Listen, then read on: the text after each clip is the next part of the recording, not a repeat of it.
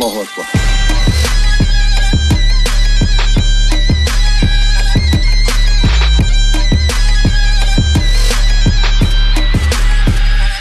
What the bitch?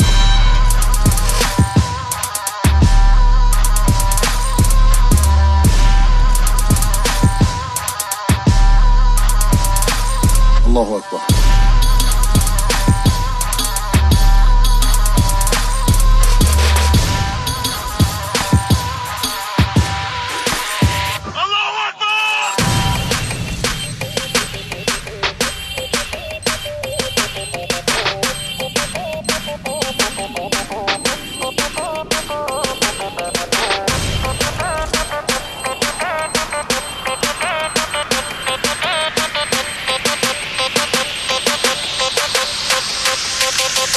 الله أكبر.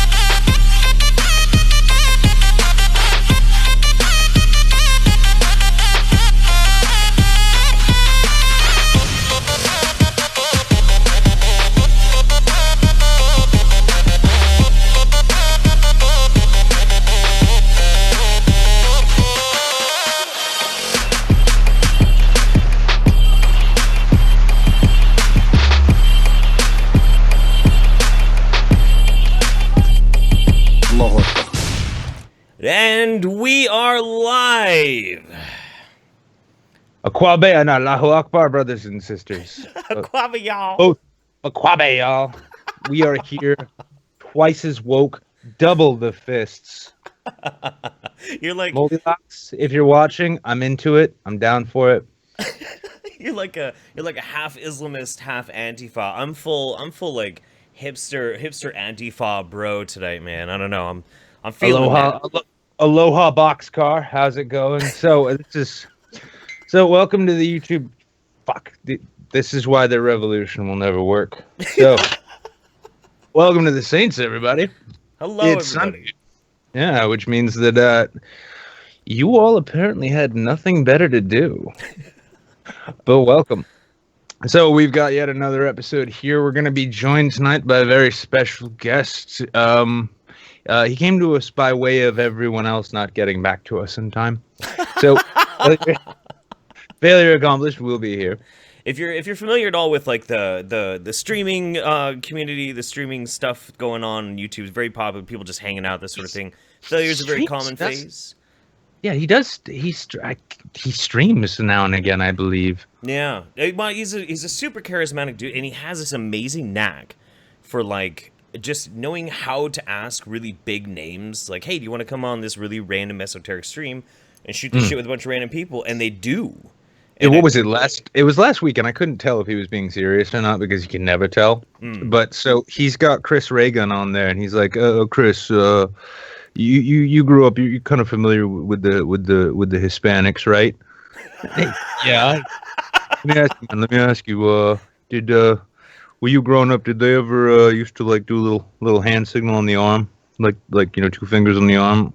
Because that's in Miami. That's how we let each other know when there's black people around without having to say negro. Really? Well, I don't know if that's the thing. I couldn't tell if he was being serious or not because he's just got Chris in a corner there, and I'm like, why do I doubt that this is true? Why do I really hope it isn't true? I really want Chris Reagan to just walk around like the next time he sees like a Puerto Rican or something in LA. He's like, yo. It's like, what the fuck was that? So, yeah, to get back into it, we're getting off the format here. No, we're not. We're already late and we're making fun of other YouTubers. We are perfectly on format. But we're going to do what we normally do, which is jump into the news because we know you guys all just only read Mary Sue and shit. So we're going to bring you the real hard-hitting headlines from the week. We're going to start out with something actually that, something that legit kind of... I'll be honest, it kind of pissed me off a little bit. Did it? Well, I mean, just the way that the whole thing is played out, unless I've got the wrong thing. Yeah. So, as many of you may have seen, I recently had a video on Sargon's channel where I talked about the family courts, and it came around unexpectedly at the same time that our good buddy, the humble water merchant himself, Alex Jones, who I will never stop cracking jokes about. No, But no. he's in a custody dispute now, and his lawyer is trying. His ex-wife is trying to paint it as though his online persona, his character, is that's who he really is, and he's mentally disturbed. And so, even though she decided it was a good idea to have children with him now, it's not a good idea to let him around them. That is not the face of a man who is mentally disturbed. I'm sorry. That's the face of a man you can trust. Yeah. Now, truth be told, I've heard it from multiple people that he in person is a genuinely easygoing guy. A little weird, perhaps, and maybe he's got some weird beliefs. But everyone from Count Dankula, right up through listening to Joe Rogan talk about him. Not to get too serious, but quite honestly, if the way you make your living and the way you support your family for however many years that went on, if that suddenly becomes the method by which you're going to be told in court that you're an unfit parent, yeah, kind of a problem there. Little bit. Yeah. So with that, I mean, with this, to anybody who's watched Alex Jones before, the globalists are turning the frogs gay, right? If you're the kind of person who, when that person turns around and says that was a joke, that was an act, that's me doing my bit because people enjoy it, and this is what I do, and you say no, that's clearly you whatever. I mean, I don't know. I was gonna say cuck, but that's not right. You water filter salesman, you. Sorry, those water filters are probably going to pay for a better college education than mom's going to get with child support. That's been pretty much my point of view on it too. And so you said it stings though. Do you feel betrayed by Alex? Me, no. I personally don't. I'm sure there are some people out there who are genuinely like, oh, he's just trying to false flag the courts so that he can get his kids and raise them the right way to oppose the globalists. But no, honestly, the only thing I feel is an overwhelming feeling of sympathy. Sure. Yeah. Yeah. All criticisms aside, this isn't a question of, the Illuminati or the global. These are his kids. Right. These are his kids. And kids and child rearing and parenting, that's kind of like the theme of tonight, I suppose. It's that's why I named the episode "Parenting Turns the Frogs Gay." Well,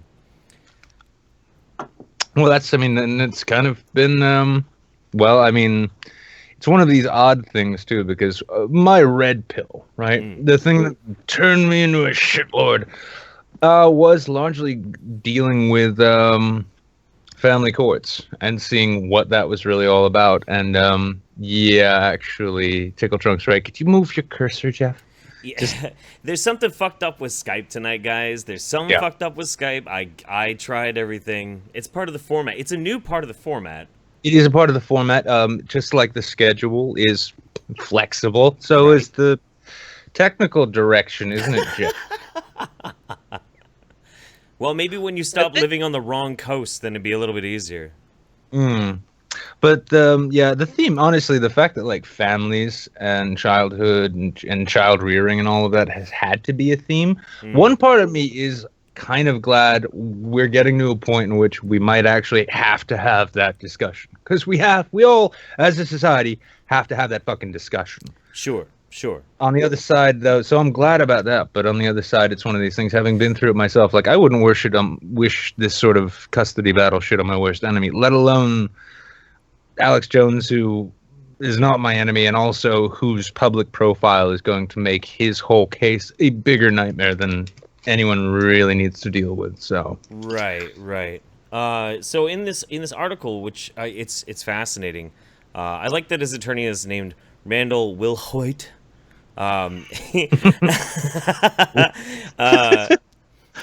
He really should have gone for a more Jewish-sounding lawyer. Yeah, it might have helped. The attorney Randall Wilhoit Said during court proceedings in Austin that evaluating Jones, according to his on-air comments, is like judging Jack Nicholson based on his role as the Joker in Batman. But Jones appeared to push back on that comparison, countering any suggestion that he's playing a trick on the public. I believe in the overall political program I'm promoting of Americana and freedom, the Austin American-Statesman reported Jones as saying. He returned to the stand Thursday at one point, lashing out at ex-wife attorney Bobby Newman and saying the lawyer had no decency, zero. His ex-wife, Kelly Jones, is seeking the sole or joint custody of their 3 children, ages 9, 12, and 14. And they divorced in 2015. So she's seeking sole or joint custody? Yeah. See, right there, I'm having to give a chin scratch to this because joint or sole custody. I mean, is she trying to fight just to stay in the kids' lives? In which case, hey kid. Aww. Well, I've got. If you want to continue going over this, I'm going to go set this young one back into sleep. Hey, it's the parenting episode. It's a family-friendly show, guys. Family-friendly. Do you want to say hi to everyone? Yeah. Hello. Yep. This is Quinn. Quinn is the she third will one saint. day. She will one day rule over all of you. First Empress of the North American Empire. No pressure. You're my retirement plan. You ready to go back? Hashtag all hail Quinn. Okay. Well, I will be right back because this is the parenting episode, which means stops and starts. Exactly. All right. So. All right. Oh, well, I guess he's gonna do that. Okay. So, hello, everybody. I'm flying solo. I don't got anybody to hold in the reins on me anymore, man. This time, I'm free. I've got to break free. Anyway, so back to this article. Michael Harrison, editor and publisher of Talkers, a trade magazine for the radio industry, said the trial represents far more than a child custody battle for Alex Jones. Will White's argument could undermine a relationship that Jones has built with his audience that's profoundly personal. And I kind of see where he's coming with this, too, because the thing about Jones is different than most of the other people who do, fuck you, Jeff, we want Quinn, deal with it. Fuck off, chat. Anyway, the thing that's different about Jones than most of these other radio personalities is people take Jones as gospel. He's built this amazing, amazing empire built on the most wingnut conspiracy theories ever. And people worship and love him. But I gotta say, I've always suspected he was faking. I always suspected. I don't want to sound like a hipster. I may be dressed like a hipster right now. But I always kind of suspected. It's just a prank, bro. That's all. Yeah. It's just a fucking prank, bro. It's just a prank, bro. Yeah, so thank you all for your patience, too. You've all had a chance now to meet and see. Yes, hashtag Hail Quinn. Oh, yeah. Yeah, so good. I even told her when I was putting her back to bed, I'm like, it's kind of good timing on your part, kid. She's like, why? I'm like, you'll understand when you're older. Exactly. Yep. Once Paul Joseph Watson gains, 65 pounds and has to go through family court himself. Right. I'll bring my own I'm just kidding. He never leaves his apartment. You have to do that to make children. Paul Joseph Watson will never have children because he would have to meet a girl first, and it isn't going to happen. Yeah, honestly, Sandman will probably have kids before he does. That was mean. Oh, I'm fine with it. Oh shit. So I think that's pretty much it for the whole Alex Jones story, I think. Yeah, my hope is that honestly that ultimately that the judge grants, at least initially, joint equal custody. Because guess how many? It's a little quiz question, right? Get your pencils out. You might need to do some long division. So write this down in your copybook. How many parents does it take to have? Does it take to raise a well-rounded child? I'll give you a hint. It's the same number as there are genders. Ooh, triggered. Yeah. So moving on, then. You want to do this? You want to jump into this next one? Yeah. Why not? Yeah. Why not?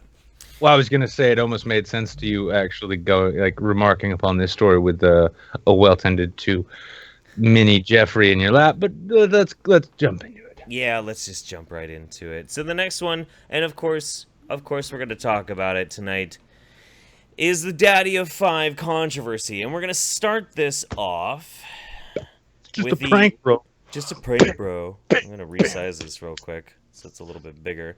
And we're going to start this off with a clip from the glorious Jim. We're going to let Jim explain the basics of this to us. Hurts real bad, or if you have feelings that are making you sad, It didn't let me skip it. okay. That's It's okay. The to song really cry. drives the message home. Who doesn't love a good prank? God knows the And I internet do love the does. fact that we get to see With what a a real billion and unboxing a half would be. YouTube channels dedicated to fucking with A real strangers, hug box, it has that is. become the favorite pastime of every douchebag with a camera phone.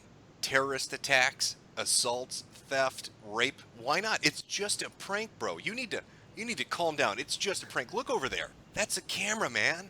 Bro, that's the camera. It's just a prank. Calm down. I didn't actually skull fuck your mother. It's a body double. It's a body double. I know I'm standing in the house and there's broken glass everywhere and you've never met me before. But it's just a fucking prank, bro. God damn, I love Jim. What the fuck? Beautiful man. Beautiful man with a mastery of sarcastic language, which makes even I envious. Oh yeah, God, he's fucking brilliant. How much into this does he get into, like, some of the examples? Well, from like 12 seconds on, it's just I like how in the beginning here he really breaks down to how it's just a prank, bro. Can lead one of two ways.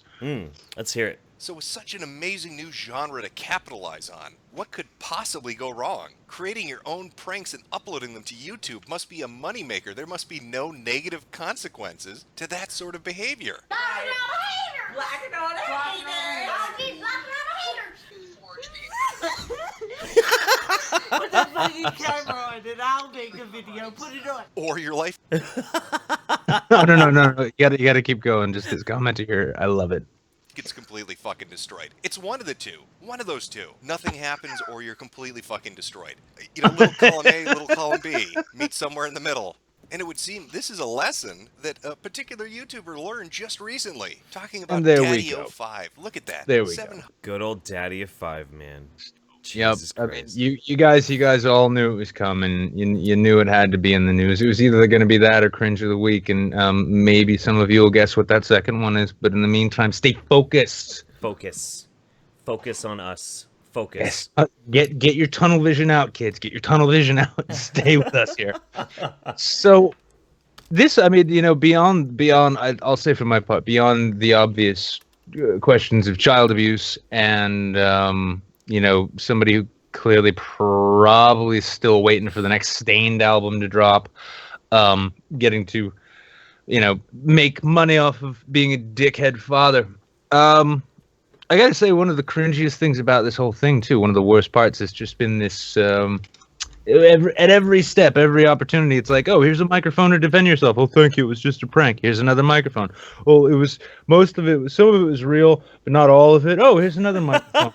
Opie is all torn up about you haters. Like, my God, man. I mean, do you want a can of gasoline to burn your house down with now, too? You know, it's so, like, the thing is, I can't be surprised. I'm not fucking surprised about any of this shit at all. I mean, take a look at the goddamn family. Now, not to be a total dick or anything, but I take one look at the father and the mother, and this is gonna sound like a really cruel thing to say, I do not expect these people to be intellectual fucking titans. I just don't. They look like the type of people that I see having a domestic dispute outside the fucking Chevron. Like, I'm not fucking surprised. And the idea that they might do shitty things to their kids, like, this is... I've known so many fucking people that do just as abhorrent and fucked up things to their kids all the time. They just aren't dumb enough to put it on fucking YouTube where everybody can watch it. Like, Well, that's the sickening thing. I mean, I understand playing pranks on your kids. I understand dumbasses going overboard with it. But when you're trying, I mean, well, when being a dick to your kids becomes your livelihood. Yeah, that's a problem. I mean, that's kind of a problem. I'm pretty sure the kids weren't crying because Daddy's channel wasn't doing as well as it ought to. Yeah. You know, And I'm pretty sure it's whole like my family's been destroyed. It's like, was that because you posted a bunch of videos of yourself looking like a dipshit in public and the public reacted, or was it because of the haters? The haters. But you got to ask yourself though. I mean, how many? This guy had nearly 1 million subscribers, right? And it was 766,000. yeah, and it was only this past week in which he's getting some comeuppance for doing the shit that he does. Oh man. I mean, what about those? What about those nearly 1 million subscribers who tuned in every time a new video was uploaded of a kid getting thrown into a bookshelf or smacking each other? Like, give it like 2 years, he would have had his own little kumite. He'd invite kids to the neighborhood over, right? A fucking kumite. Yeah, Jesus it would be. Christ. Yeah, it'd be Daddy of Kumite or whatever that would be. Yeah. Where the fuck? I mean, was this just like is this a case of selective outrage? Was this a case of a bunch of people who maybe were like, oh, it's funny. Whoa, wait a second. Other people don't like it. It's no good. Right. What the fuck was the outrage before? Right. Yeah, and that's the thing that's so fucking crazy about the internet and so crazy about things like YouTube, because it's such a it's like an organically flowing fucking reality TV show. And if nobody's paying attention, then it's not a fucking big deal. But if everybody's paying attention, suddenly it's the biggest deal on the fucking planet. And, it's kind of shitty that it works that way. But otherwise, I mean, I guess nobody would have noticed this. It would have gone under the radar for longer. I don't know. I got the Social Blade pulled up right now on the stream. Yeah. They slowed down on Friday, and then they've just been dropping some subs. They're not hemorrhaging subs, but yeah, they Well, I'm sure this past week there's been plenty of new subscribers who are just looking to watch a car wreck. Oh, sure, yeah. That's kind of, I mean, that is kind of what it increasingly seems like the internet really is ultimately for. And I know maybe I'm just catching up to this. When they privated all their videos, Social Blade registered it as negative 173 million views. That's a lot of people unwatching things. Well, yeah, I know, but you know what I mean? Like, It's fucking ridiculous. Holy shit. Wow. Yeah, this story itself, and and to be honest too, when it first came up, there were a lot of people, the campaign style thing you get on Twitter, where all of a sudden everyone's outraged and everyone wants you to signal boost this and that. I wasn't even aware of the motherfucker when all of this started, and I watched a couple of the initial ones where he was just being a loud yelling dick. And I thought to myself, listen, especially like given everything else that's going on, I don't think this state needs to be involved just yet. I haven't seen it. Yeah. And real quick, Bogsy Francis says Bloodsport of 5. That's pretty good. Yeah. I like Daddy of Five Nights at Freddy's, but whatever. That's actually pretty good too. Daddy of Five Nights at Freddy's. The thing about it is, and this is what's so fucking crazy, is if before people started talking to the biological mother of Cody and Emma, which has happened. There's like interviews with her all over the place. I got a chance to talk to her for a minute. If it wasn't that, I would not be on any kind of train that like promotes these kids getting their kids taken away. Like, nah, I'm not into that. I just want them to stop doing the shitty shit that they're doing. That's all I want. I just want them to fucking knock it off. But now you find out, as the biological mother shows up, that there's like this whole giant rabbit hole of fucking fetid dog shit going on behind the scenes, and nobody really knows what the fuck to believe. It's really easy to go for one sob story, and I'm inclined to want to listen to it and to give it its due course. But now, man, like, we've gotten the court of public opinion out of the way, right? It's out there. Everybody's got a fucking opinion on it. Everybody's gonna have an opinion on it. But until there's like actual investigations into this shit, court proceedings, like, who knows where it's gonna go? Who the fuck knows? And I honestly don't. I mean, I really don't envy anyone in that circumstance, especially not the kids. Whoa. But a lot of the people who were clamoring at the gates, insisting that it be made a legal issue, and I can understand why. My hesitation really wasn't even so much strictly because I generally oppose the state getting involved, because more often than not, they do more damage than good. In a lot of situations that are questionable, they err on the side of caution and blow everything up. And then plenty of times, as we're all aware, plenty of cases just go disregarded by them because they send some dipshit agent out and so forth. But the thing is that, I mean, for these kids, you know, if this shit was to blow up, well, then what happens? They all get sent into, I mean, like, if they can't go back with the bio mom, they go into state care. And if they go into state care, are they going to stay together? Probably not. Right, yeah. And that's a tough one, too. So, yeah, that being the case, though, you want to move on? Yeah, let's catch up a super chat real quick. We started out early with 2 from my buddy Wild Tanuki. Jeff's lack of booze, it's making the frogs gay. There ain't no lack of booze tonight, baby. I got you. Oh, I got Frogs you. are still gay, though. Very gay. All the frogs, they're all gay. Frogs are fabulous. Yeah. 5 from Big Mike. Thank you guys. I love this weekly Fernwood tonight. I don't get that one. What does that mean? I don't even know. I was just actually, I just had a thought of Milo Yiannopoulos dressing up like Pepe and meeting Alex Jones at a convention somewhere. Like, oh my God, I knew it. Like, we got $14.88 from Justfue. Justfue. $14.88. And had to happen. I know it had to happen.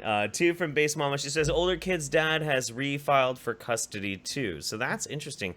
I didn't know that the older kids, that the daddy of the daddy 05, that wasn't the daddy. But that's the mommy of the... Wow, that's crazy. That's wild. I'm pretty sure it's not Failure's birthday, Snake Plissken. Just by the way. And we don't actually recognize birthdays here because there aren't terribly formatted things in general. You know, I think it might have been Failure's birthday yesterday. Well, then it's a Maybe. fucking day late and $1 short, isn't it? So I'd check it, but that would fuck up the format.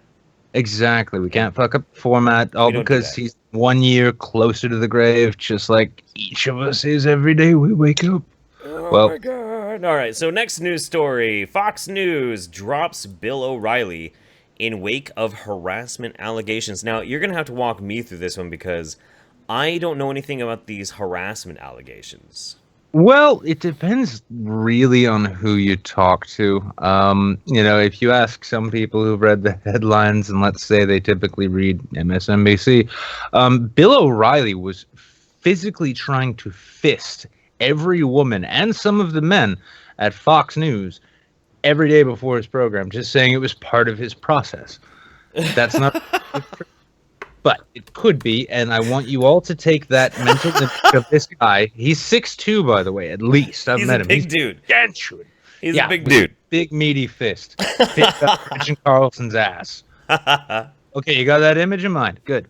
What it comes down to, though, is I'll just go from Fox News's own their own page here. This is written by Howard Kurtz, published back on the 19th, and Fox News is cutting ties with Bill O'Reilly, the biggest star in its 20-year history, after mounting allegations of sexual harassment and inappropriate behavior prompted the network to end his program.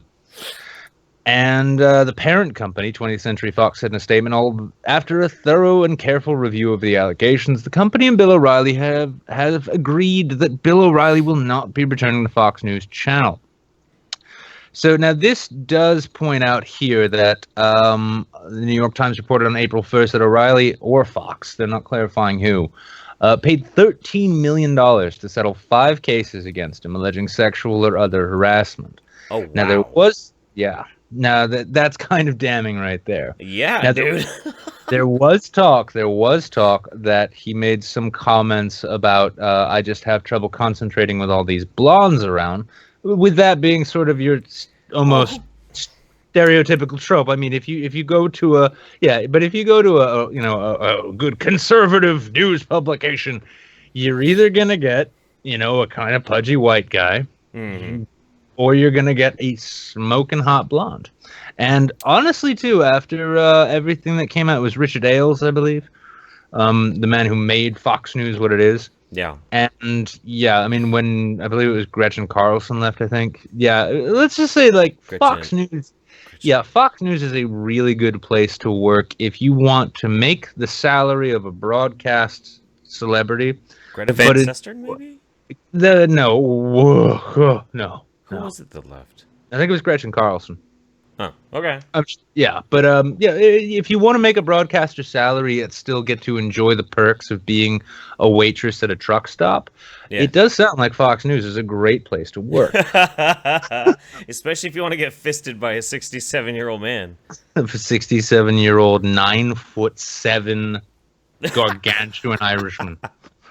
Yeah. Now look, before I get on, I need to put my fist in an asshole.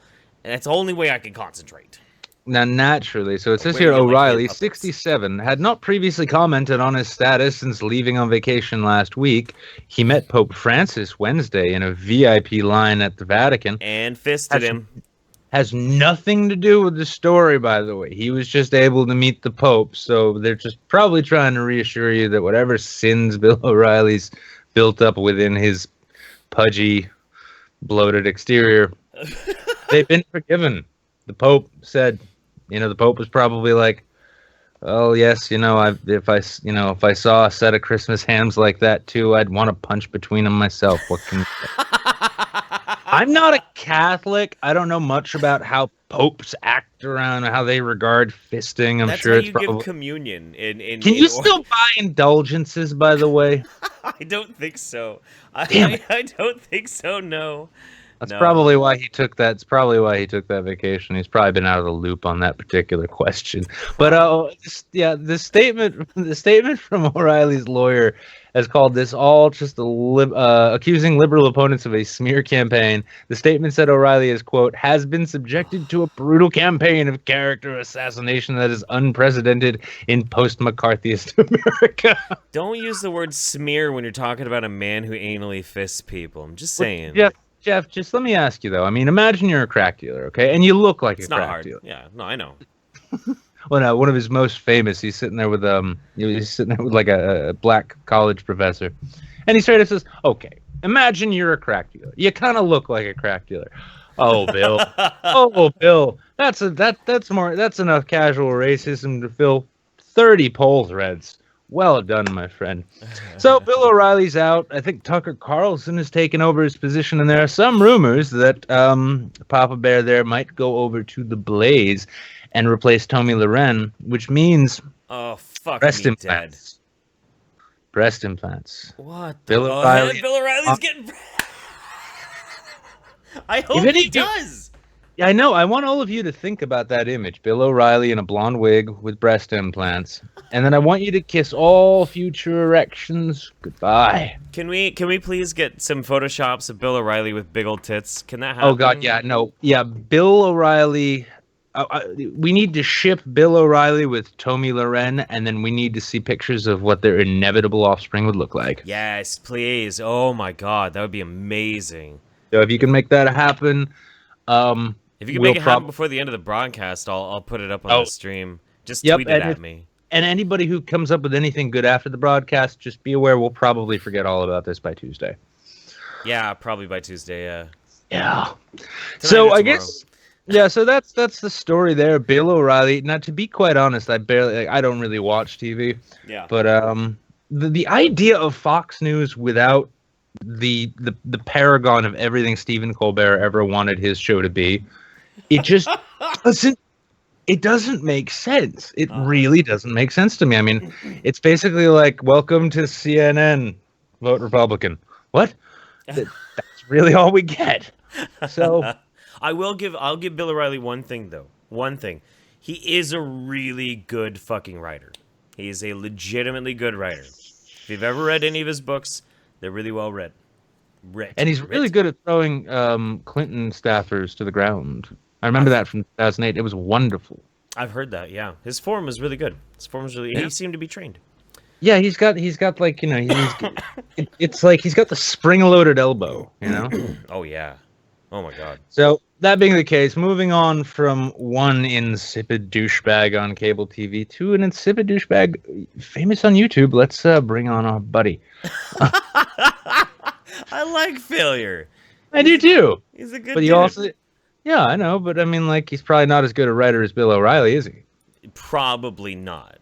Ah. Probably not. That's a good point. I rest my case. I'm gonna, drop. I'm gonna drop this. See, I'm dropping it. Did you just drop Hey the mic? guys. Hey, what's up, man? So we gotta ask first and foremost: are you a better writer than Bill O'Reilly? Not for shit. Not for shit. Damn. No. I suck at writing. So how's it going, man? How you been? It's fantastic. It's the fucking drama. My DMs just keep fucking blowing up. Apparently, all right, guys, I'm gonna put it out there right now. Yes, me and Keemstar are in talks. We're gonna do a podcast, but we're negotiating rates. I told him 95%. That's what I fucking get. Damn right. Damn right. That's Don't good, don't but don't let that walrus-looking motherfucker push you around. Fuck Keemstar. Yeah, it's not gonna be remotely awkward in roughly 20 minutes. No. No, that's fine. Spoiler alert! It's good. No, it's good. It's good. It's good. Killer Keemstar here. Swear to God. Maybe he can replace Bill O'Reilly. Yeah, dude, it'd be pretty much the same shit, just a little bit more. It'd be more Eerie. edgy. It'd be more edgy. It'd be in with like the fucking millennials and shit.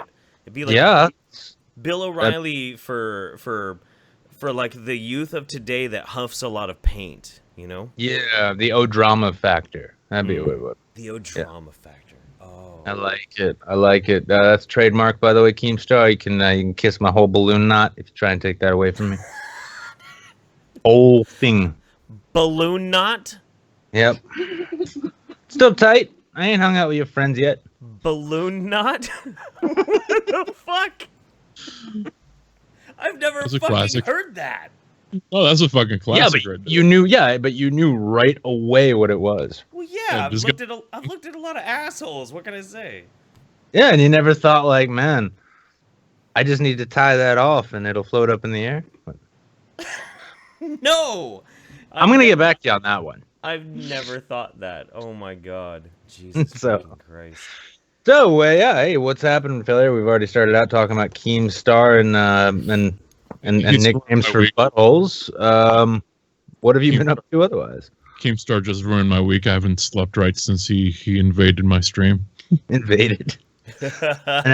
There you were trying to have a chat with some small-time YouTubers, just to talk about, the ins and outs of the thing, and here comes Keemstar barging into your stream. Who gave him the link? I don't know. Probably Jeff Holiday. No, it wasn't me. I wasn't even around, man. How did you get Keemstar into that stream? Basically, I was on air with I'm Alex. We were just talking about things, and we had just been on the stream with Mad Woman Muses Sure. about the whole mom of Cody and Emma. Yeah. And I wanted to try to get attention on that, so I invited you first. You left. Andy Dworsky joined. Second Clancy, I invited him. So I went through my Rolodex and tried to find anybody that had a bigger subscriber count than me. That could be fucking anybody. Yeah. And I'm Alex's was one of them. And I was meaning to have him on my stream pretty soon, but I was like, fuck it. I'd rather try to get the attention and get him on somebody else's stream first. So after we were finished with that stream, I was like, hey, you doing anything? Like, no, just waiting for deliveries to open up so I could get some breakfast. So we just started our stream. We talked in an hour in. Keemstar started calling him Ice Age because he has like a snaggly tooth, and of course Keemstar has to. What the? Yeah, Keemstar yeah. was calling that dude Snaggletooth, like Ice Age for his Yeah, Snaggletooth. yeah. What the fuck? Yeah. Well, here's the thing. Keem can have all the perfect teeth he likes. He's just never going to have the right kind of hair to really make it on YouTube. Keem, you might as well give it up now, dude. Your channel, I don't know where you think it's going, but, until you can get them flowing locks going, son, I don't know. Mm-hmm.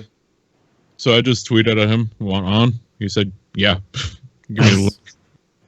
Hell yeah, dude. And so he jumped on, but what was hilarious, so after Alex left, and then at one point he dropped the mic and left, right? And then about 20 minutes later, he's like, get me back on. Make a space for me. I'm like, what? All right. So Okay. back comes Keemstar, just me and a bunch of like nobodies, you know, and he's like, "Ha! Look, he said it's fake. The Daddy 05 guy said all the videos are fake. You guys are fucking wrong." And he fucking went on for another hour trying to prove his point of. It's a really interesting hill to die on, huh? It's like, Yeah. I'm gonna cover internet drama backward and forward, call a bunch of people faggots and whatever. I don't watch the guy, so I don't know. Yeah. But yeah, and then it's like, oh, whoa, wait a second, listen, all because a guy endlessly picks on one of his kids and, you know, potentially physically abuses him, if not outright fucking emotionally abusing the kid to hell and back to where he's probably gonna climb a bell tower one day. Listen, I don't want anything getting out of hand here. He's just trying to make a living like the rest of us with a YouTube channel. When the cameras are off, he's probably only about 70% douchebag. Yeah. Another thing that bothered me about the fucking Keemstar thing was in the morning he fucking flip flopped again, right? And thing was, I just saw this video of the little girl getting slapped, and that's the line. Meanwhile, the boys being abused, that's perfectly fine. But the girl getting slapped, that's the fucking line. And I'm like, really? So you don't care about boys growing up being bullied or anything? It's when it's a girl that's the fucking, you know. Keemstar confirmed for feminist. Yeah. Got it. Mm-hmm. Yeah, I mean, well, let's be honest. I mean, right into the news. Keemstar confirmed feminist. Yeah, right. And yeah, I mean, the whole fucking matter about this is, yeah, it's kind of like, you know, are you gonna ask, are you gonna ask Maury Povich his opinion on Bill Cosby and, you know, offering you a cocktail? Yeah. Curious to know. It's like, well, we got the test results back, and it is Rufinol. Maury. Yeah, it's the same kind of thing. It's like, hey, Keemstar, what do you think of a dude abusing his kids for clicks? How many clicks does he get? Yeah. A lot. Sounds like it works.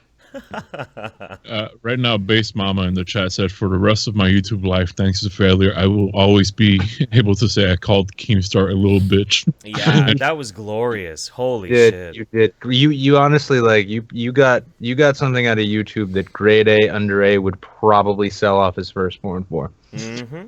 Oh, absolutely. And here's the worst part. That stream went on for like almost 8 hours. I didn't put any like Daddy 05 tags on it or anything. Of course I put Keemstar on it, but like I'm fucking terrible on my channel. I need to. Well, you did. No, it was good. It was funny though, because between between the fighting and the arguing and all of that, you had Rucka in the middle there who just he just popped on. Dude.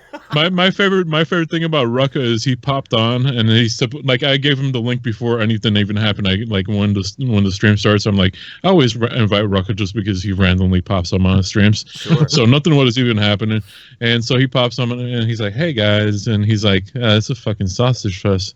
Wait, is that Keemstar? Oh, yeah, man. he's got his own video, and it's like, you know, that lovely story. Like, I was in the ghetto one time, and I tried to ask where CVS was, and they said, "No, we got CPS, man."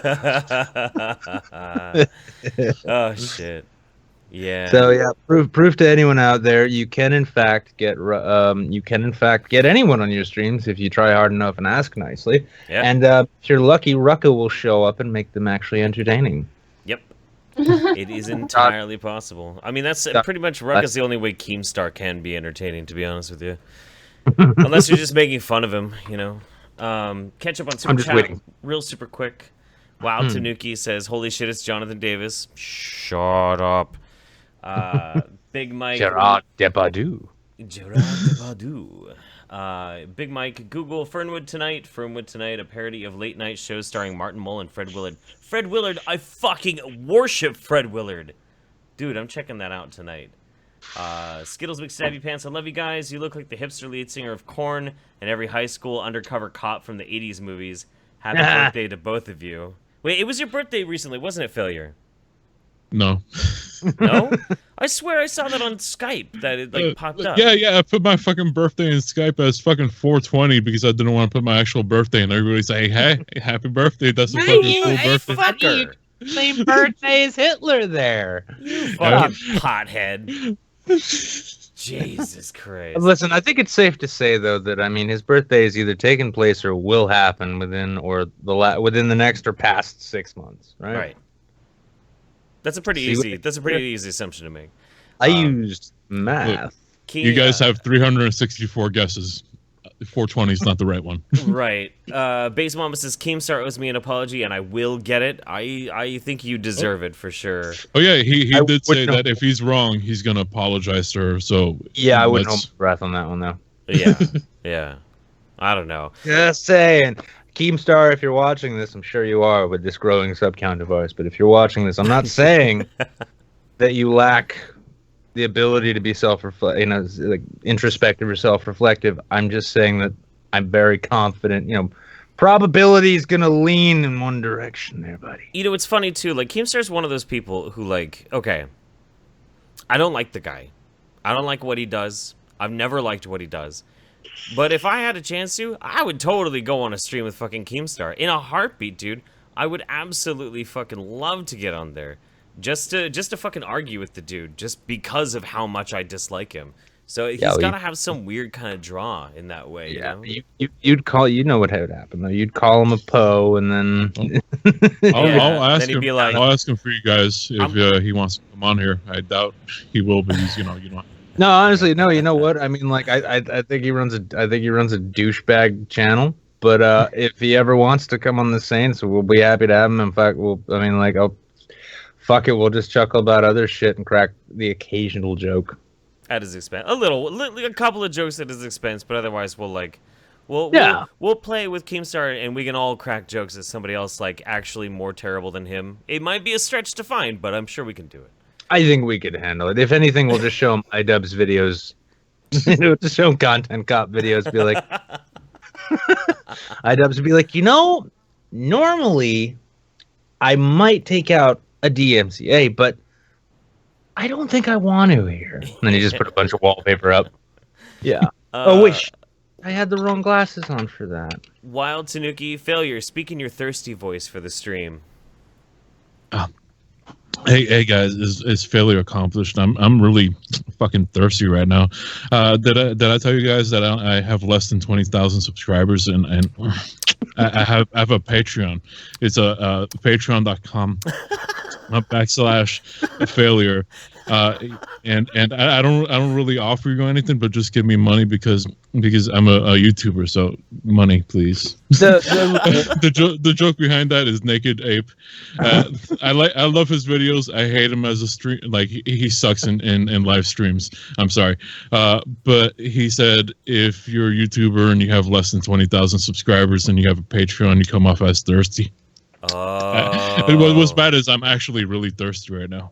Are you parched? Maybe you should wet your whistle. That's why we come equipped. I don't have any liquor, so it's probably gonna end up being sober Nick and Floor Jeff. By the way, Jeff, funny thing. Yeah. I think I've got mine. That's okay. Oh, cheers. Yeah, I think last week might have been the first time in my YouTube career in which I ended up being the sober one in a hangout, and no one knew what happened to you. Yeah, something. I don't really remember. I remember the whole episode last week. I remember the whole episode hanging out with Razorfist. It was a great show. We had a great show, a lot of fun. Or demonetized day one. Yeah, no, it got demonetized immediately. I think it's because I titled it Ultra Violence, so that's actually probably my fault. Yeah. But people are super generous in our super chats, so like, who gives a shit? It's fine, whatever. Yeah. But how fast it was. It's like, is this a World Star video? No, they're white. Yeah, whatever. About 10 minutes after the show ends, man, I am just fucking done. I was wrecked, absolutely wrecked. And I put memory on Skype to talk to you and Razorfist? Yep. Yeah, and then I just fucking left, and I stumbled in here and Razorfist left. Actually, no, Razorfist left before you disappeared. Oh, okay. Then memory came on, and somebody else came on with us, and then it was just this general question of: have we gotten to Floor Jeff yet? Not quite. I love that Floor Jeff is the thing. It is. It is. The first thing I met Floor Jeff was when I was talking to him, Undoomed, and some black guy off air for 8 hours. Yep. Yep. Floor Jeff. I'd say the floor Jeff, for those who don't know what floor Jeff is, it's actually really easy to explain. It's really easy to explain. It's what happens when I'm live streaming with people for a really long time, and I'm having a good time, and everything's going really well, but I'm not paying attention to how much I'm drinking, because I've been sitting for a long time. So it's just kind of brewing inside me, and at some point, I shift just enough that gets my blood pumping, and it cycles through my body, and I do this. I go, and I'm done. And that's it. And you won't see me again for the rest of the night. Like and Mems just leaves me there. She's just like, The holiday household good has night. actually had all of its carpeting replaced with gym mats. That'd be a good idea. Just in preparation. Yeah, that's gonna be like the next patron goal. It's like, yeah, once we make X $1,000 a month, we're gonna child-proof the house for Jeff. I'm gonna need a helmet in another year. I swear to Christ, dude. Nice little foam helmet to leave the house with. And a safety vest and shit. Oh my god. I'm just gonna end up quitting. You're gonna get Frankie McDonald to come on and host this with you. I have to get into my goal of Okay, guys. Okay, my co-host Jeff, he's kind of slow, so try and stay with it. Jeff, there's wolves after you, guy. By the Oh way, my if anybody is not actually subscribed to Frankie McDonald right now, and this is no bullshit, go subscribe to him. Yeah. The dude's got more subs than both of us, I'm pretty sure. And I think so. but Jeff is right. Like if you're having a shit day, if you watch this dude and how happy he is just making a video in an open field as it snows, yeah. your day's gonna get better. It does. It really is. Jeff showed his channel to me a while back, and yeah, I do from time to time just go and look and see what Frankie's up to. Yep. He's such a great guy. 136,000 subscribers. Eat a dick, Kraut and tea. You know? Kagam Mondoa says, "Do you all have PO boxes? I want to send some Korean soju. I am the only one with a PO box, but if you send me 3 bottles, I promise the other 2 will reach where they need to go." You can mostly trust that. Mostly. Unmasking the poet. Something takes a part of me, something lost and never seen. Every time I start to believe something's raped and taken from me. Fuck you! God.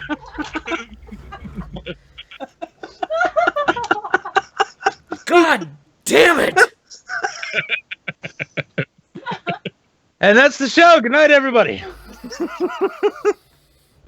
Oh my god. You know, here's the thing: if you can get him to say "cummies" by the end of the night, yeah, get him to say "cummies" by the end of the night, and Jeff will be checking into inpatient therapy. There's already another one to torture me with. Wild Tanuki. Saints and Failure. What's your favorite Steel Panther song? Dance for my coin, Jeff. You son of a bitch. There are I don't three even things... know if it's true, but happy birthday, Tanuki. Yeah. Like, happy well, birthday. at this point. I like Bad Girl. That's 3 things follow me wherever I go. It's Jonathan Davis references, the word cummies, and for some reason people have to fucking reference Steel Panthers. It's just what okay. I'm aware of the first 2, but I need to know, why is Steel Panthers a thing? So I talked about at one point in some stream, it might have even just been like a Patreon hangout stream or something, that I know a friend of mine who is a stripper girl, and she is so into Steel Panthers that she got on her forearm a huge tattoo of their logo and their autographs that she got autographed. And how when she got a promo picture taken, you got this really hot stripper chick and this fugly ass lead singer of Steel Panthers, and she like grabbed his hand and fucking stuck it on her cunt. And like in the picture, there's a series of them. That's some Bill O'Reilly level shit right there. God damn. Right. A little rapey. The first picture, she's going, ooh, and he's looking back like, oh.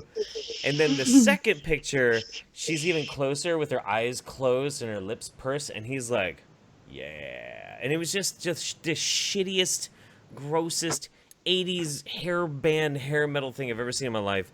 And I hate Steel Panthers, but I don't know. I just don't. Well, I don't remember that they exist. That's all it is. Well, this just reminds me. This wonderful. So everyone is probably familiar with this little band out of New England called Godsmack. Yeah. Yeah. No. Okay, check this out. So the lead singer Sully used to have a house in the old town of Londonderry where I grew up. And my first job, I was a dishwasher at a bar called Whippersnappers. It's long gone now, but nice. You know, they had a dance floor and a stage, a good amount of space. My buddy Jarvis, he's a tattoo artist. He was in there one time, and this drunk girl walks in. Now, whenever Sully would come in, all the waitresses would run into the back and hide because none wanted to serve him because he's a cunt. Okay. Yeah. So, well, I found out this is one of those nights because I see all of these. And by the way, England DG, we're not hating on Frankie. We love Frankie. No hate. It's pure love. I'm dead serious. You should go subscribe if you're not already. Yeah, we love Frankie. Yeah, all of the waitresses, though. The entire wait staff comes rushing into the back because none of them want to get assigned to Sully. And Sully and his boys are there with their fucking daddy of 5 goatees and shit. How's that? How bad is that when I'm making fun of the lead singer of Godsmack by comparing him to that dickhead? Yeah, anyway, that's pretty bad. Well, the great thing is, so my buddy Jarvis was, he told me the story afterwards, but he was out in front drinking, you know? And this drunk as fuck skank comes up and she's like, buy me a drink. He's like, no. What's wrong? Buy me a drink. Go on. And he's like, all right. And then he sees Sully over at the corner. He's like, oh, okay. You see that guy over there? That's my cousin. I'm here with him, but I'm just hanging with my friends. But dude's loaded. And he loves buying drinks for drunk chicks. Thing is, you got to get on his table and you got to dance. And she's like, really? Oh, no. Did not recognize him, right? So this drunk slut walks over to the table, climbs up, and starts dancing on Sully's table.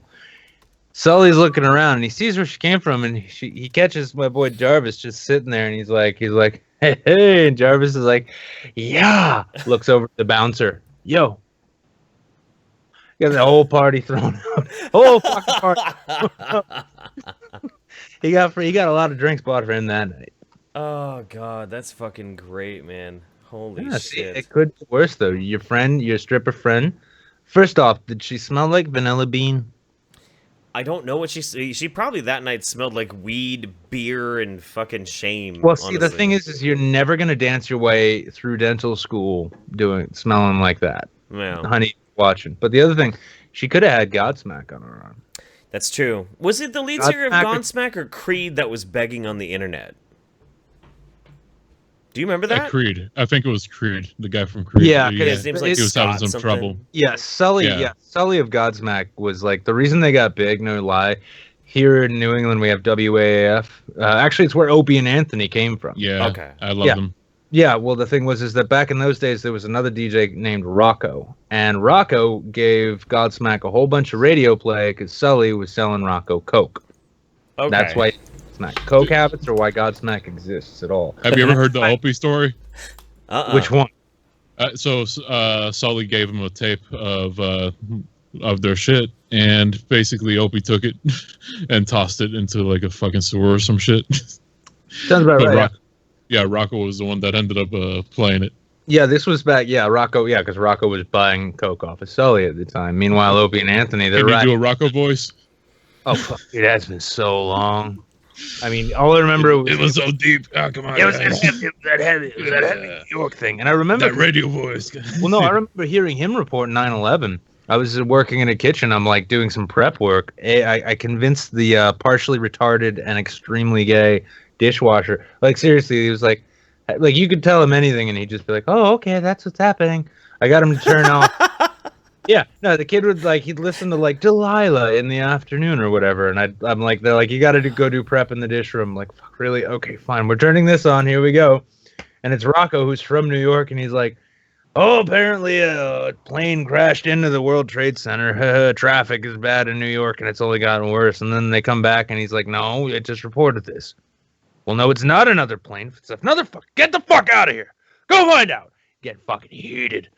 But yeah, and that was around before then though. This was around the time of Whip 'em Out Wednesday, which was Opie and Anthony's "Hey ladies, show your titties to truckers on the highway," because what's the worst that could happen with them being distracted? Yeah.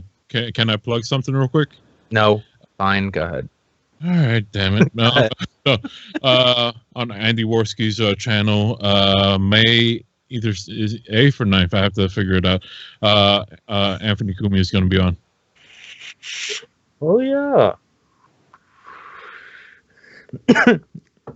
It's funny because like Anthony's the one who's really gotten most of the attention, and it's like, well, because he's conservative firebrand now, but no, yeah. And by the way, another announcement too. Thursday at roughly 6 p.m. Eastern time, you'll find me on Andy's channel. Ooh. So differing levels of relevance. He was big in the 90s. I'm the new big thing. Right? Right? Right? Yes. There we go. Affirmation. That's what I was after. So, Do you think Opie and Anthony fucked up by not like just jumping online and trying dude, to? they were. You got to keep in mind though. I mean, like Stern was the first one to really make the jump over to satellite radio and stuff, where it's uncensored. And Opie and Anthony, they got their asses kind of handed to them well before podcasts were even a thing.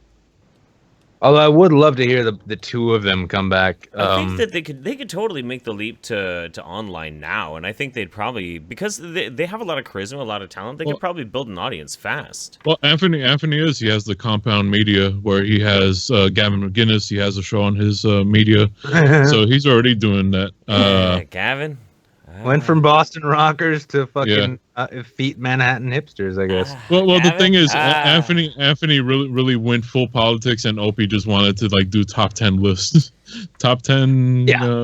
He cereals you used to eat when you were a kid. Yeah. Gavin. But Dragon Lord Dan just announced. But you know what? I eat a dick, Paul Joseph Watson. Even towards the end, I love the balance of political and then bullshit little list, and then you had Jim Norton in the middle that was fucking funny as hell. Yeah. And guests like Louis C.K., Patrice O'Neill. I think that was like the best time. Well, that's the thing. I mean, Boston's got a shit film industry, for instance. Shit television. I mean, basically all entertainment out of Boston is pretty shit, except comedy. And that's because if you live in New England, you either become self-deprecating and funny, or you kill yourself, or something else. I don't know. I don't know what that third one is. But yeah, I mean, Joe Rogan came out of Boston. What's his name? Bill Burr. And if anybody wants to find out, if anybody wants to see why I dump on New Hampshire so much, go to YouTube and find Bill Burr gives a walking tour of Hampton Beach. This is like the beach in New Hampshire. And this is the shit when he's saying shit like, oh, look at her. Yeah, you can tell she's only 14. She only got about, 3 tattoos and 2 kids. Oh shit. That's about it. All right, let's catch up with Super Chat real quick. England DG, Frankie MC is the shit, a staple of the internet. JT, you forgot Sex in the City. Yes, I know. I made the mistake of once telling everyone that I actually enjoy the show Sex in the City. Yes, haha. You can just keep laughing. You can make fun of me all you want for it. It is still a good show, and I am depressed that nobody's been making memes of my love for Sex in the City. That kind of I feel lacking. I feel like there's a lack of love there. Honestly, like all I'm saying, there's 4 characters, right? 4. Yeah. So I mean, you've got Jeff, you got Andy. Oh. 2 more, and you've got a reboot in the works right there. I need to be Samantha though. Oh. No, yeah, there we go. No, yeah, I'm the slut. Chris. Yeah, so Jeff, Chris, Raygun, sure, Andy, and Bearing, just to piss Tim off. By the way, Jeff, can I mention that you took a picture with TJ? Mm-hmm. I did. I got to meet. I got to meet. He has fucking gorilla hands. Yeah, he has fucking gorilla hands, and he made you look really short. I know. Yeah, dude, and that's just so funny too. I'm 5'9". Okay, I'm 5'9". I'll say the short man thing. I'm 5'9 and a half. I'm Get 5'9". the. I'm not gonna believe you until you bust out the tape measure. Let's do it, bro. Come on, Ralph. Come on, Ralph. And TJ is legitimately, I think, at least 6'6". Like, he is a big fucking dude, big funkin' dude. Kid's got to be in my lap when I'm getting excited. And the strangest thing though, so I got to meet the Drunken Peasants 2 nights ago, and Ben is exactly like Ben is on the show. Scotty in real life is exactly like Scotty on the show if you then proceeded to give him methamphetamines. Like, he's Scotty, but he's like more Scotty than Scotty on the show. It's a trip. Portland Scotty. South Portland Scotty. Yeah, he was just, oh man, and some of his stories were amazing. And he was just so hyper. And somebody started talking about fisting, and he like walks up to me and starts like doing this thing at me and like in my face. I'm like, whoa, Scotty. He's probably trying to show you. He's probably trying to show you proper form, because you don't want to just go in like that. You got to kind of start with a knuckle, and By the way, Fox, if you're watching, I am completely available for an interview. I mean, we could have had that conversation. Yeah, but so, and then there's TJ, and the funny thing about TJ is I always assumed that TJ, because of his personality online, would just be the biggest dick you'd ever meet. The dude is like a giant teddy bear. He is legitimately like a super sweet, big, cuddly teddy bear. A big Viking sweet teddy bear. I don't know. And he was really cool. He was a lot of fun to hang out with. So that was a trip. Well, I mean, for my part, I'll say, TJ Kirk, I don't know him. I'll take your word for it. Probably is a great guy. Amazing Atheist, not a big fan myself. But, that's fair. Yeah, but I mean, honestly, if TJ Kirk is himself a fucking good dude, then cool. It's kind of interesting. Well, I mean, we've had this conversation, Jeff, and I'm hateful. I mean, I'm sure you come down on one side or the other of it too. Is that there are a lot of people, and I know Keemstar actually loved to say this. Yeah. The good to act, dude. I can tell you with 100% certainty, and AJ will back me up in the chat there. I am every ounce myself. Probably, I'm actually more myself offline than I am on YouTube. So what you see is like a fraction of how weird it gets. Oh yeah, yeah. And then there are some people. I mean, Jeff, you're pretty much the same dude, I imagine. I'm exactly the same in real life as I am online. Yeah, yeah. Failure, you're actually more like you're probably more Puerto Rican than Chris Reagan is in real life. I'm guessing, yeah. Yeah. No, that's what you say. I would say. Yeah, papi. Right. It's true. Right. Am I right? Am I right, Abel? Or fearful? Yeah. Just a little bit. Just the hate, just a little hand signal, so you don't have to say what's going on. I gotta ask you actually, because when I was in that fucking stream, right? Was that were you just fucking with him? Is that something like you guys in Miami actually do? Oh, you're doing it wrong. You're doing it wrong. I'm a New England Jew. Yeah, I'm gonna really get that. Put up your arm. Put up your arm. Yeah. Put up. All right. Now flip it around. All right. No. All right. Stay still. All right. No. All right. A little bit. No. Like level. Make it level. All right. Now just tap your wrist with 2 fingers. Isn't that how you say what time is it? You're like, hey. Yeah. Is that what it is? Is that? Yeah. Oh, really? Yeah, And like you're doing, thing? Jeff. Yeah. And but not so like out in the open, like you're not shouting it. It's more like just like a little, so the person can see your people around here. Spanish people teaching white people sign language from their culture. I could have sworn, I really thought, because the way you framed the question, for those who weren't there, yeah. So fucking Failure here's got this stream going on late into the morning. I had just mostly recovered from an interesting experience. Yeah, you two know what I'm talking about. Yeah. And and I get in there, and so Chris is in there, and he's like, Chris, like you grew up around like the Hispanic peoples and stuff, right? He's just like, yeah. Okay, let me ask, do you guys like do the hand gesture when black people are around so you don't have to say it out loud? He was fucking lost. I'm listening to this and I'm like, this can't be for real. This has just got to be him fucking with him. No, it's all good. It has to be. But it's real. It is real. I guess it's just a Miami thing because I was raised in Jersey, so Puerto Ricans didn't do it that much. So I was wondering if maybe it's just a Miami Cuban thing because I've only seen. Yeah.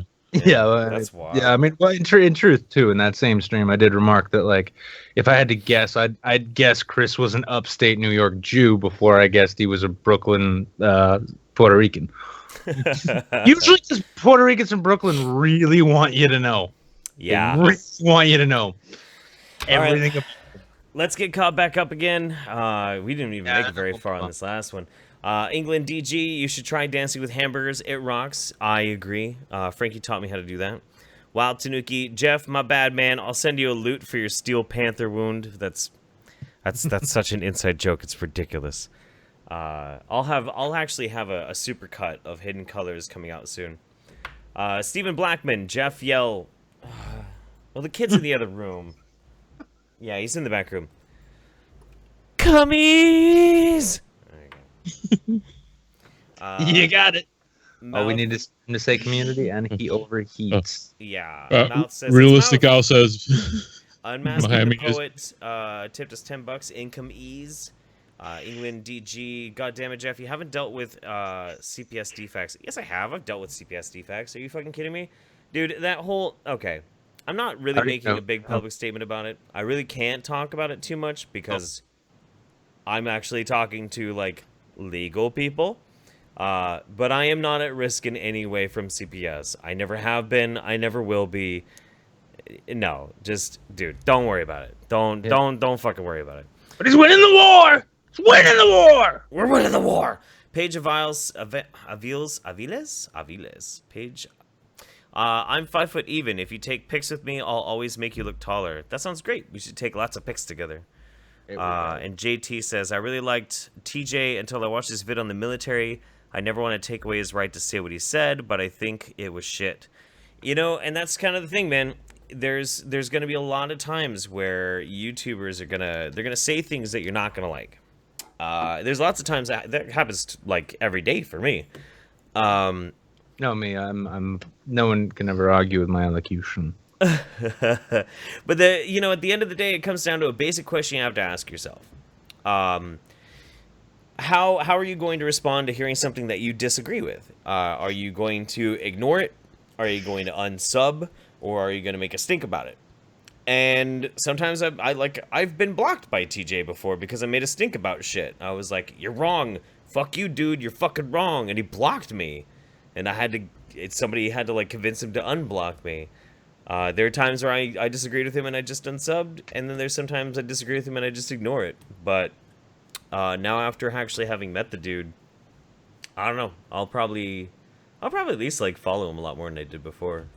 I only really unsub I unsubbed from TJ, but not really out of any like, oh, he said something I disagree with thing. It was more just that I was like, I asked myself, when is the last time you watched one of the videos? Okay. Been a while. Let's catch a couple videos, and I'm like, no, I'm just not feeling this anymore. You know, it happens. Although I do wonder sometimes because I subscribe to a lot of channels that I don't agree with, social justice channels, white nationalist channels, and I always keep wondering, like, if it ever came down to it, and the Wall Street Journal decided to go through it, they'd be like, well, we have proof that he's a Nazi. He follows Nazis on the YouTube there. Why would anybody do that? I mean, we checked his channel out months ago and subscribed just to keep tabs on him. We're not racist, not like this cunt. I'm sorry, maybe I'll get really lucky and Daily Mail will do it. And they'll be like, this YouTuber is showing Nazis how to subscribe on YouTube. Oh, man. Failure. Let's move on. Oh, no, please. Go ahead. Oh, no, I was going to just say, do you want to move on to the next piece? Yes, let's do that. Failure, did you find that link that I put in the Skype chat for the My Circle link? Oh, I'll click it. Yeah, open that bad boy up. That's how we sync up our media with all three of us together. Yep.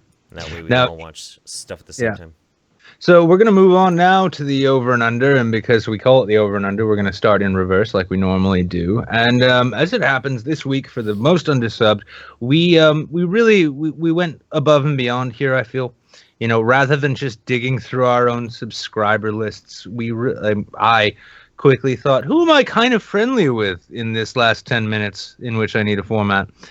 But no, he is good though.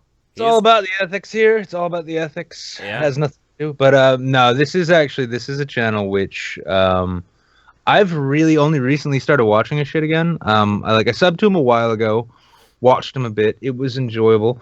And then just kind of stopped going back. But then I found this recent video. We're gonna watch the intro to it here, and I promise you won't be disappointed. This is Indro Whitehall. Yep. He's a small dog who smokes a pipe. And watching his videos, you're going to get, at least if you're anything like me, you get a bit confused because you can't tell if he's maybe borderline retarded or like autistically genius. I think he's kind of a genius. You know, it's funny too. I remember specifically, Ed is one of those people who reached out to me months ago, and they were like, "How do I YouTube?" And I'm like, "Well, I'll give you some tips." And I gave him some tips, and I was like, "Just do it, dude. Just fucking do it." Yeah. And Well, now I think he makes fun stuff. Was it? No, I don't think it was this video, but there was a whole video. There was a video. No, it was a video. It was this one. Yeah, when he gives himself a zoom. You see that? It's as much animation as I'm willing to do, and even that was too much. Yeah. YouTubing is hard, and I don't want to do it. I just realized too, I haven't put any links in the description of this video. I didn't do any of it. Like, I did not do a fucking Oh, thing. get on it. You just play the video for the people. So you didn't plug me? I was here just for the plugs. Where's my traffic? I know.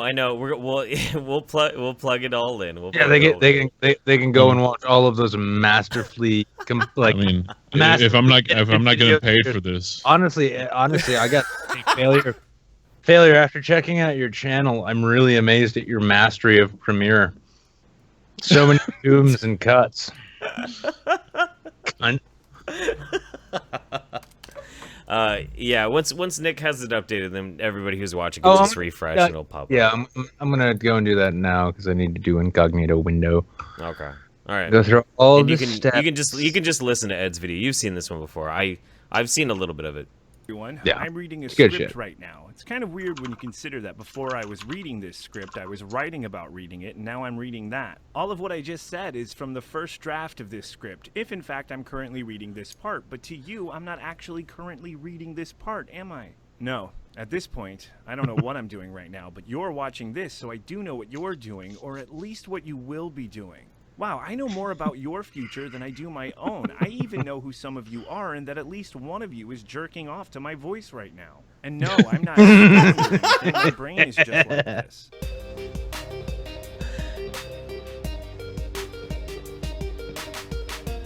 I love how Ed gives no fucks and he's just a beast. He's a fucking beast about it.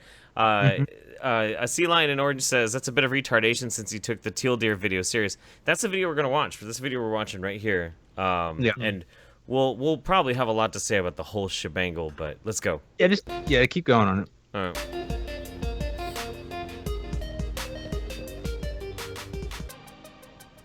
Hey. To be clear, this isn't really a video about drama. It's about something far more interesting and important than literally any drama. Me, Edindro, the only person who matters. Basically, it's a vlog. Suck my dick. A lot of people say they really hate drama. Liars, all of them, and I'm not about to lie to you. Drama can be fun. Being involved can be fun, but my problem is that it's hard for me to keep up even when I'm a key part of the drama. Seriously, chances are you've got a better idea of the following dramas than I do. Paying attention to things is just too difficult. Anyway, just before my flight and subsequent road trip last weekend, I managed to find myself involved in 2 internet dramas, and here are my thoughts on both. Dun dun dun. Oh no. Oh, I forgot this has the whole thing with fucking Angry Pigtail. Oh yeah, he did the boat. Covered them both. Oh well. So here's the gist of it. Angry MGTOW had some dumb American on a stream where his goal was to attack her and make her cry. She ended up giving the link to Jeff Holiday, Jeff ended up giving the link to Scribelight and Ranting Monkey, and Angry MGTOW got mad. And in a private conversation with me, he threatened quite literally to organize his followers to flag, hack, and dox Jeff, SDA, and Ranting Monkey. No mention of Scribe. Scribe is a really nice guy. So I did what he knew I'd do, and I warned them all. I was initially trying to talk him down and ask them not to make it public unless it went too far. But it went too far pretty quickly when AM thought it was a great idea to threaten to have Jeff's kid taken away from him. And also tried to dox me, but actually showed my P.O. box number. By the way, that's my P.O. box number in case you want to send me any... dildos. Yeah, no, I could use more dildos. Yeah, I could use more dildos. Yeah, I'm totally down with that. By the way, everyone, the descriptions are updated, and as well as the video description itself, tune in and subscribe for a channel that doesn't beat kids' reviews. Right. I mean, unless you think it'd help. So everybody right now, everybody who's watching live, if you're watching this in the future, whatever, you're just going to have to deal with it. Everybody right now, you're watching here right now, we're going to have exactly 6 seconds of silence where we just stop and you hit refresh. And now we can get those tasty links. Are you ready? Are you ready? Get ready to hit refresh. It's F5 on your fucking keyboard. Get ready. 5. I already know it's going to crash our channel forever. 3, 2. Hit refresh. Hit reload. F5. F5, motherfucker. I'm just watching to see this go to 0 and then come back at like 26. That'd be cool. 26 watching now. That's okay. It's all part of the format. Trust in the format. It is all part of the format. I mean, we do trust the format. Part of the format, too, was getting you all very thirsty for those links. Now you have them. See, that's what it was. Just take the sweeter. That's how you cock tease an audience failure. That you got to make them hungry for the link, and then you just make them pounce on it, and then they're just gonna go look at the links even more. See, we planned this whole thing. This has been the format the whole fucking time. This honestly, we came up with this in 2006. Yeah, this is mad genius shit. You can't even patent this because if you tried to explain it to the fucking patent clerk, their brain would explode. Fucking 32nd degree 1%er shit you're seeing here. Jesus fucking Christ, out of control. You can't handle this. Okay. You was a king, I still am of the format. Oh shit, we're back up to 601. Oh boy. So yeah, and we're back. You didn't miss anything. We didn't say anything interesting. Don't even worry about it. It's totally fine. So. Oh wait, it dropped down again though. It's okay. Like 30 people just said, "Fuck this shit." I'm not. They're linking to failure accomplished. I could just go to his channel if I want that. But this is Ed. Where in this does Ed tear into teal deer? That is the second half of the video in which he points out that while he understands humor and satire, he's dealing with two Brits who are incapable of doing so. Here we go. You may remember that some days ago I created this video. I am become rationalist trademark skeptic trademark. And that video was a blatant and obvious satirical parody. I'll be honest. I take on the like caricature role. Normally, explaining a joke is dry and dull and terrible. But I just learned that it gets worse. Oh yeah, no, it gets way worse. I mean, it doesn't help that his teal deer's joke was dry and humorless and fucking terrible. But you know, whatever. We'll just ignore that. The shortest video I've ever produced. Skeptic. I take loads of common elements used by lots of different YouTubers. I massively over-exaggerate certain. He's got his sources cited and everything, man. This isn't just some dumb shitty thing. And this is done purely just for fun. It is pretty much down to the definition a satirical parody burlesque performance. I was trying to be funny. Why I have had to put burlesque.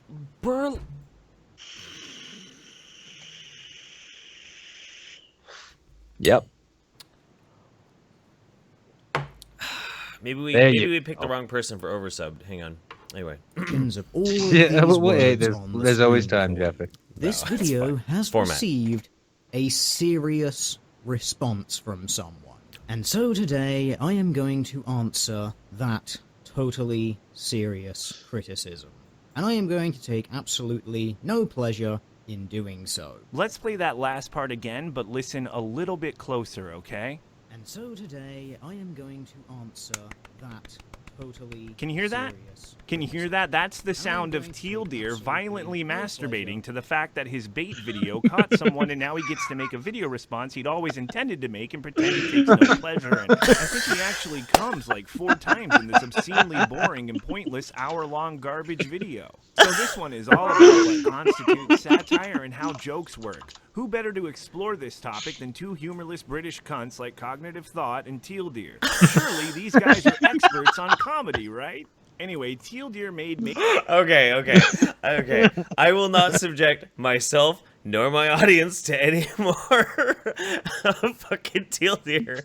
But that was a masterful burn, Ed. That was fucking great. Oh, and not just that, but for context too. So what everyone knows, in case you didn't pick it up there, Ed was part of Cog's video, and yeah, he just apparently really didn't Well, yeah, no, yeah, that's part of what he was talking about there. As part of he did a segment for one of Cog's response videos. Yeah. And apparently Teal Deer took him seriously, even though he didn't know Cog's video was going to be a humorless fuckfest. So he did a satirical bit that went into Cog's response that was put in place out of context to the point where Teal Deer decided he needed sources in order to rebut him. I am going to be spending an hour-long video trying to rip into why this humorless response video to my humorless joke video was totally irrational. Was humorless.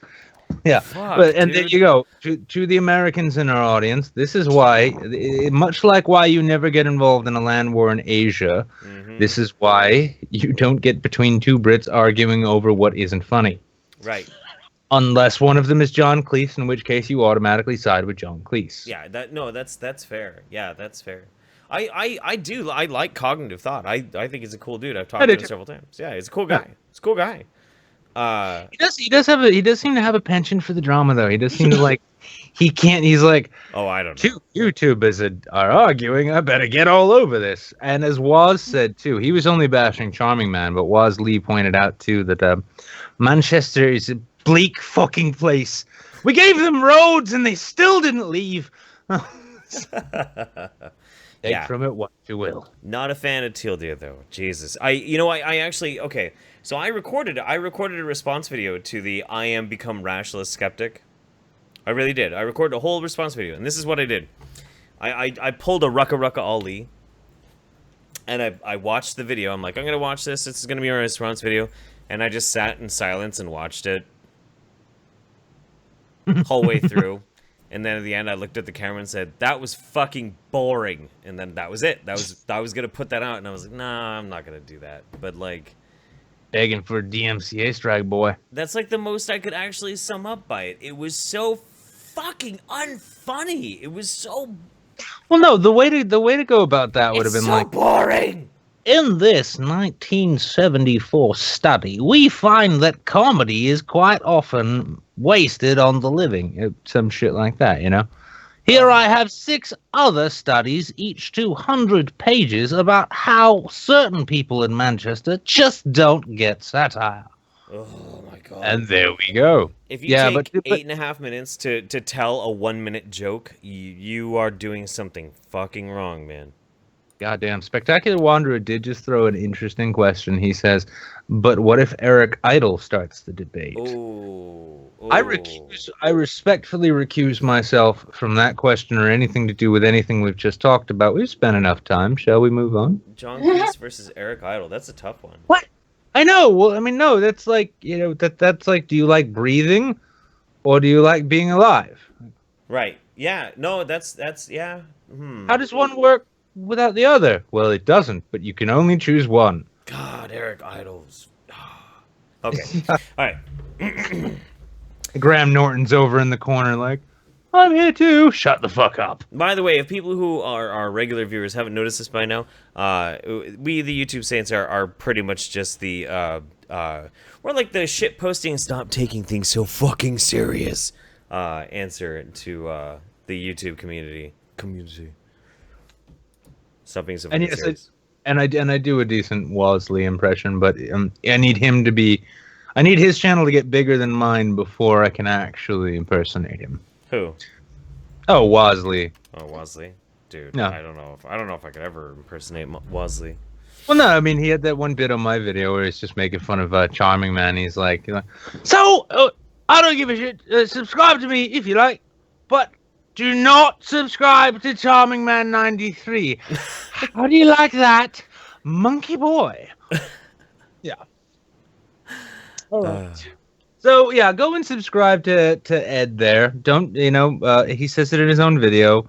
You're not going to be able to pronounce his name. It's not really worth it. You just call him Ed, or you say Smoking Dog, or whatever. You'll find him on Galactic Bubble Productions. Because, by the way, this channel thing here, no nepotism going on. It has nothing to do with the fact we're friends with half of these people. Not at all. No, we're very objective here.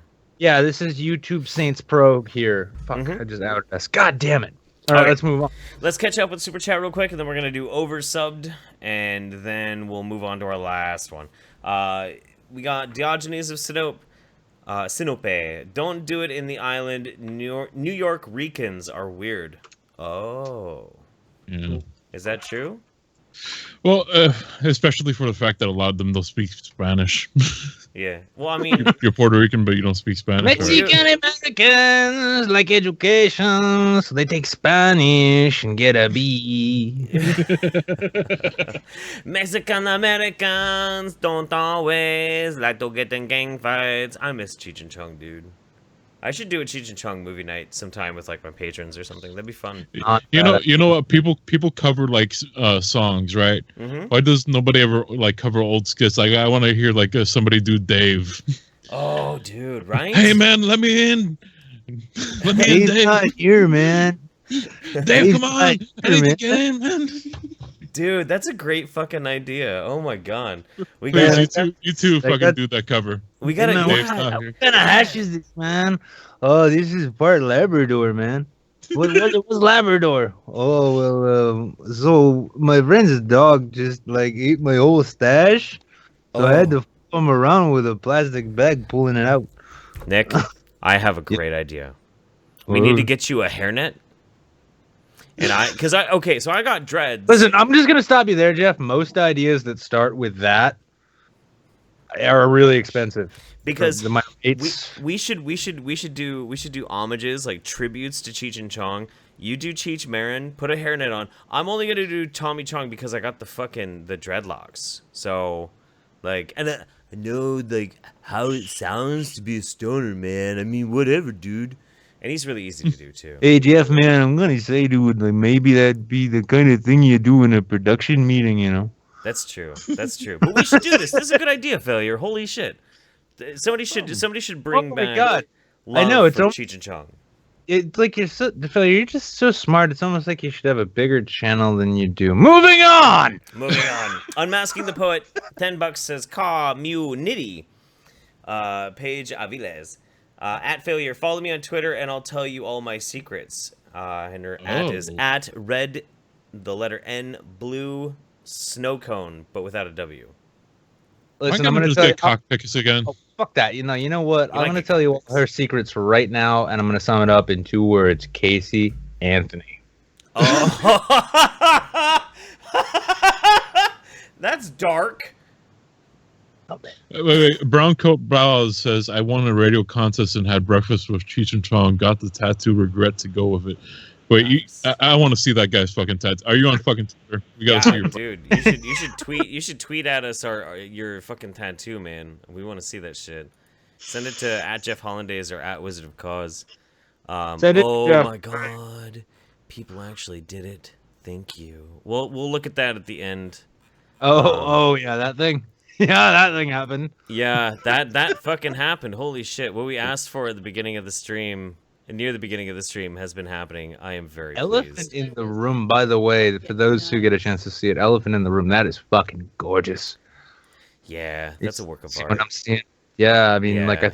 I thought it was like a new fable, but then I read that word that was there, and I realized, whoa, this game might actually not suck. Okay. And we got 5 from Thantris. He says, hire Hitlord. Because my last video, I had the Shitlord shirt, but the S and the D were hidden, and it said Hitlord. I don't get it. I know. It's okay. Esau Silva. Communists are bad people. Also, hi, Jeff and Nick. Hello. And Bogsy Francis says, Paul Joseph Watson / Teal Deer, same person to me based on your accent.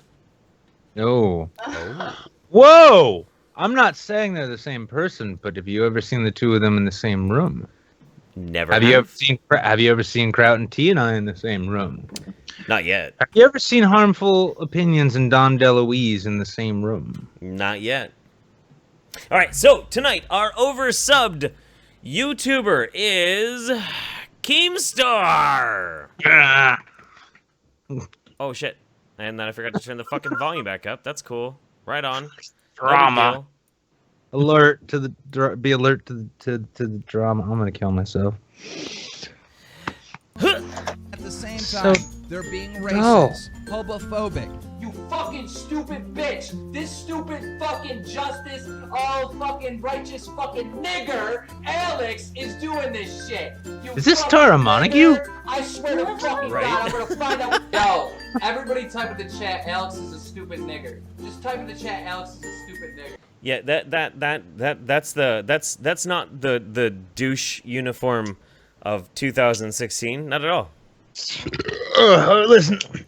Listen. I'm not here to say that some people just still have the Macarena on repeat on their iPads,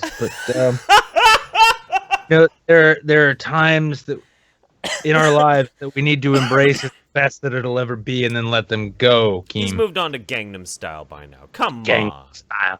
Yeah, well, he's probably watching that shit on repeat just because he's like, how do I get a channel this big?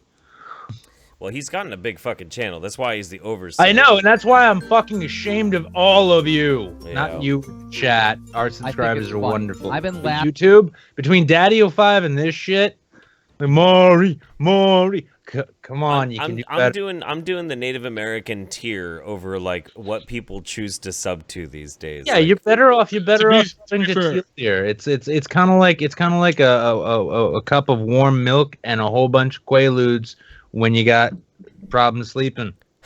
I subscribe to some stupid shit. I've subscribed to channels where it's like marble runs or Hot Wheel races. Yeah. Oh, yeah.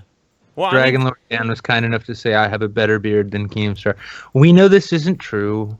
Yeah, but my no. hair will always be better because under that cap, he's balding as fast as Steve Shives. It's true. It's true. No, But by the way, that makes my subscription box really odd when it's like feminism is terrible. This happened in Berkeley. Oh look, there's a Hot Wheel race. All right, I'll watch that.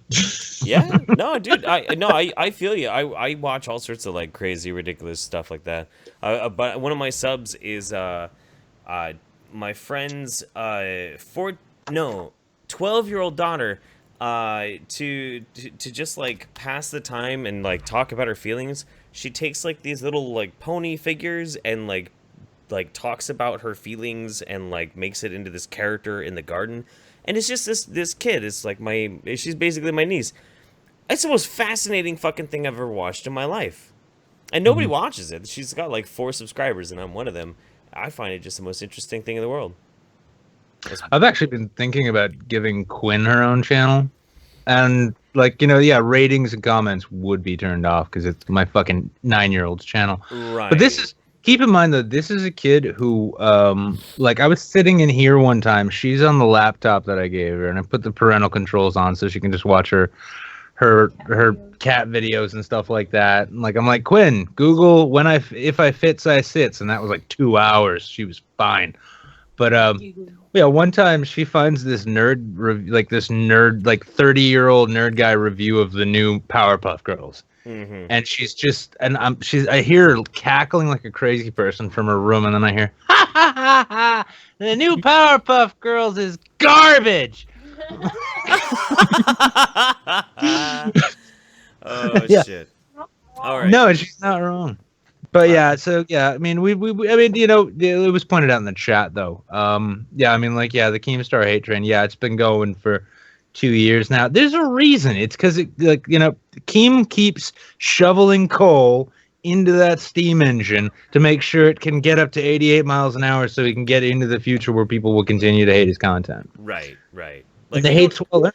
We don't even, like, at this point, this is the funny thing about, like, when we're doing the YouTube Saints, you know, everybody who's watching us is so inundated with internet culture. Like, we didn't even need to explain, like, well, have you heard about this thing called Daddy of Five? No, everybody knows. Hey, did you know that Keemstar is a piece of shit? No, everybody knows. It's more just a, like, hey, fuck Keemstar this week, yeah? Yeah, okay, fuck Keemstar. Yeah, and also at this point too, when we were putting this together, it was like this or Onision. And yeah, there are more oversub channels, but do you have any idea how fucking awful it is trying to prepare for a show like this and going through the trending tab? We're saving Onision for when we talk to Andy. Yeah. Which may or may not be next week or next month or in 2 years from now. We don't know. We'll figure it out. We've been talking. Andy Worski, he's got kind of a fluid schedule, kind of like his sexuality. You know? Failure. What's the craziest thing that Keemstar said on that stream? Craziest thing was that he's gonna tell his fans to attack Base Mama's kids. For real? Yeah. I didn't watch the whole thing. He legit said that shit? Yeah, I don't know if he was serious or not, but honestly, the whole fucking time that he was on, it was just repeating the same fucking 3 points over and over again. It just wasn't. Yeah. By the way, did Jeff? And I feel righteous about saying fuck that guy on the record right now. Keemstar, go fuck yourself. You are fucking cancer. Oh, that felt good. Yeah, like, honest, you know what else? Let's make confessions now. Let's unburden our souls here. And I think kind of Keemstar being a scumbag is kind of at the top. Like, it's kind of like the surface of that, yeah. By the way, you know, like, even though he has 1.8 million subscribers, I keep hearing like, who's Keemstar? I don't know who this Keemstar is, guys. And it's like you fail to realize how small a number really is. Like 1.8 million ain't shit. Oh yeah, no, I was looking over at what's that shit? There's some channel like I sub to it for one clever video, right? Never really looked at it. Came back 19 million subscribers. Yeah. What the fuck? Which one is this? Oh god, I can't remember. It's this clever dude, Asian guy. Yeah, like fucking can't even think of it right now. I'm just gonna look for trending and see what it was. Apologies to the live viewers though if I keep disappearing for a second because Memory is actually out visiting her family out of town, and so I'm actually like solo parenting tonight and running a live show. So Memory holiday, abandon her family, abandon her family. I was looking at her Twitter. I was looking at her Twitter, and she just took a video on what is it called? Those escalator things, but it's just flat in the airport. Oh yeah, People Movers, the People Movers, yeah. People Movers, yeah. Like that is pretty satisfying. Like we were talking about it earlier, how you kind of want to like not run on it or walk on it, just go backwards so you have more time on it. Yeah, for sure. Well, that's the funniest thing too, and just like not to like pimp your fucking wife's channel too hard, but Memory does seem to have like she's sort of found like outside of the shitlord YouTube thing we do. She's like, no, I'm gonna tap into that niche where I just take the absolutely everyday mundane shit and just kind of explore it. Here's a video of Demotivator Opinion fucking up doing his dishes. Yeah, dude, isn't that a good video? It's a fucking great video. It's so fun. I just like I do really every time though I see Tim does a comedy video because he's not terrible at them. I just want to reach through the screen though and be like, fucking 12 seconds is too much for an intro screen. No, it was great, man. It was like his cheeky smile is hilarious. The fucking New Zealand version of Tim and Eric. Go sub to my wife, Memory Holiday. Anyway, so let's bring this up real quick before we get to the cringe. We'll bring this up, then we'll read super chat, then we'll get to the cringe. So we asked for photoshops of Bill O'Reilly as a beautiful woman. We got 2 of them. We got this one right here. This charming specimen. Oh God. Quite the fetching creature, if you will. My erection has never been so confused. And then the second one we got right here. Oh yeah. That's like. Oh well, no. Here's the thing though, if you take away the Blaze logo there, right? And just post that to Twitter. That will be tomorrow. Louise Mensch will swear that Bill O'Reilly has taken a job at RT. Russian hackers have brainwashed Bill O'Reilly and Bill O'Reilly forced him is just to get breast implants. Bill O'Reilly's been a Russian sleeper agent since 1974. Louise Mensch is losing her fucking minds, bro. Oh my god. She's nutty, dude. Oh my god. Oh yeah, no, honestly, like the bitch could lose her keys and it would be the result of like Russian intelligence services. I'm just gonna leave that up while we catch up on Super Chat. Jesus fucking Christ. Yeah, why not? Yeah. Fucking hell. Okay, let's read some Super Chats. We got... Oh my god. Oh, Jesus Christ. Stop scrolling on me, you piece of fucking shit. Okay.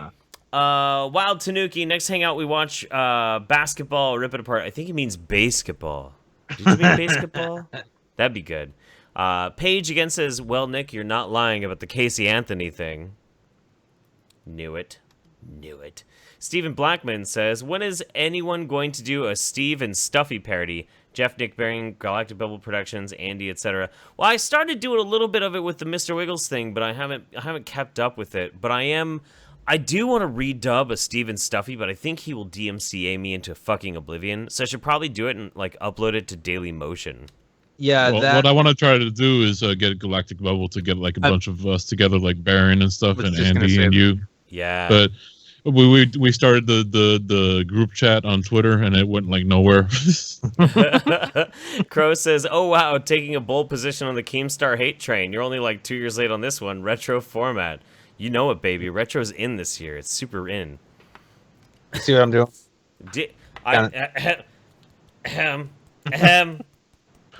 Yeah, that's basically how you say like, oh shit, Keemstar's coming around without saying like, whoa, who's that faggot? You know. Keemstar's coming. Alex says, wheezing increases. Nick, your daughter's name is shared with an ex that left an impression. Oh. Aren't there other like doctor on the frontier though? Yeah. I don't know. Aren't there other like sign language things, by the way, that are like racist? Like, isn't there like a thing with your nose where you like put your nose stretched out and that's yeah. So it's like Jew. Oh yeah. Yeah. I mean, like I don't know what the sign is for stealing hubcaps, but I'm pretty sure that's how you tell your white friends that Puerto Ricans around. Wild Tanuki says who uses hubcaps anymore? Wild Tanuki says everyone follow Prince of Dew on Twitter and YouTube. I love Prince of Dew. And Tanuki likes to pick on her because she's like, no, nobody pay attention to me. I'm just supposed to be this Argentinian girl. No big deal. But she's actually wonderful. She's great. She always does Hidden Colors with me and Tyler Preston. Spectacular Wanderer says, I got a bit of tingle in my taint when I inspired Nick to question his Pythonian philosophy. Usually that happens when failure Latin rolls his R's. That's a good message. I've never heard you roll your R's, failure. I can't because right now my tongue hurts because I had a Hot Pocket earlier because I was lazy. And motherfucker, you bite into a Hot Pocket and it's like fucking lava. So right now my tongue hurts. You bite into a Hot Pocket and the best you can hope for is speaking like a German. Never admit to that. If your tongue hurts from burning it on like fucking like the Philly cheesesteak fucking Hot Pockets, you don't say, I burned my tongue on a Hot Pocket. You'd be like, no. You know, I had this hot fucking date last night. This chica, she was just fucking insatiable. That's going to be really... I just couldn't fucking roll my R's anymore. You know what I'm saying? That's going to be some seriously strange, contrast with the picture that you left up on the screen, by the way. So, I would totally let Boobs O'Reilly there sit on my face. I'm not even lying, dude. Yeah, but no, don't say that too loud. Otherwise, Garrett will get jealous. Garrett is only just a life support system for his beautiful, juicy tits. You know that. Yeah, you just wait. You're just waiting for Bill O'Reilly's luscious man boobs. Joe Snyder tipped us out $20 with no message. Thank you, buddy. That's very generous. And then Alex just sent us Dub Steven Stuffy with Lindsay and Teddy. Oh, interesting. Whoa. Oh. No, harmful opinions. I will get in touch with them. That needs to be a harmful remix. Yeah, for sure. Yeah. All right. So for our last little bit, our cringe of the week. Our cringe of the week. Can anybody let's take a quick pause. Type out in the chat. What do you think the cringe of the week is going to be? Of all the crazy shit that happened this week, what do you think is the cringe of the week? We're waiting for you to stop discussing Failure's Hot Pocket problem. I got 99 problems, but a Latin woman's thirsty vagina ain't one. I got 99 problems, but recurring crabs is about 6 of them. By the way, I had the worst stream this morning. So I got my trip to VidCon all funded. Sweet. So I decided that as a laugh, just to goof around, we played Quiplash, and Cognitive Thought titled the stream as "Get Failure Upgraded to First Class." And the goal was to raise up $500 to get me upgraded to first class, and if it didn't get to $500, it all went to buy Cog some drugs. Wow. Oh, yeah. And let's just say I'm in coach, and Cog now has drugs. Well, let's see. We got a lot of moldy locks. A lot of moldy locks. Antifa, moldy locks, Daddy of 5, Armored Skeptic. No. No. You're all wrong. In fact, this week's most cringiest thing, and I agree. It was Nick that came up with this, and I have to agree. This is probably the cringiest thing I've actually read in like a month. This is so fucked. This would be this tweet by Howard Dean, a fucking former governor, that says hate speech is not protected by the First Amendment. Yeah. What? Yeah, that guy. Here's the thing: when it comes to Howard Dean, if you'd have told me 6 months ago he would do something dumber and cringier than "yeah," Yeah. But then I forgot that modern politicians show us who they really are on Twitter, and saying hate speech is not protected by the First Amendment. Yes, it is. That sure is, buddy. Sure fucking is. Absolutely is. As Dean received a very rightful amount of hate, some from myself, on Twitter about this, because let's be honest, you say dumb shit like this on Twitter, it's gonna go on for a while. Well, the thing is he actually did ended up finding some random Supreme Court decision from the 1930s, which kind of supported his point. But that too, Howard Dean, clearly just another grandpa, doesn't know how the internet works. Then soon enough, it was I don't even remember the journalist who said it, but he quote tweeted him saying that feeling when you spend 6 hours on Google looking for one Supreme Court decision to make you look like less of a cock. Sorry, Howard. You fucking twat. What the fuck? Howard, if you're watching this, this is a pattern of behavior, buddy. This is a pattern of behavior, and we're concerned over here on the liberal side of it. We're concerned because first you went, yeah, and that was one thing. Okay, you were excited. But then you went on the radio interviews saying how Hillary Clinton was the best choice for the Democratic Party. Oh, see how that's worked out, haven't we? And now I'm just, Howard, if you want, you can have mine. I'll send you this bandana, and you can go and take that wonderful notion of the limits of free speech out into the streets. And you can do it with M80 fireworks and Jameson bottles, and maybe a nice fascist boy will even come up and rock you in the fucking face, and you'll end up on CBS for a half-hour interview. Here's another one of his brilliance. He quote tweeted Donald Trump's eventually, but at a later date, so we could get started early. Mexico will be paying in some form for the badly needed border wall. And Howard Dean's brilliant commentary on this is, Blah blah blah. Oh, Yeah. Well done. Well done. Yeah. Honestly, when I see Trump talk like that, I just, the only thing I hear is yeah. That's the. By the way, that's the that is the new Antifa battle cry. Is it? Yeah! Hate speech is not protected! So, Oh, fuck. now, for a slight bit of fun too on the side, because as cringy as this is, there's only so far you can go with it. However, for those who are not aware, actually no, let me deliver this appropriately. Brothers and sisters of Antifa. Oh, this is important. Okay. This is very important. Now, brothers and sisters, we're not doing enough to stand up to the fascists by doing it in places such as Berkeley, where the mayor is such a cuck that he'll tell the police force to stand down.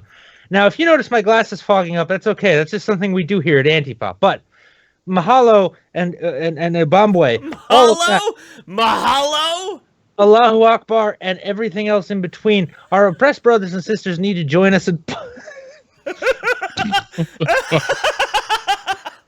Hey, format. Get back in the format.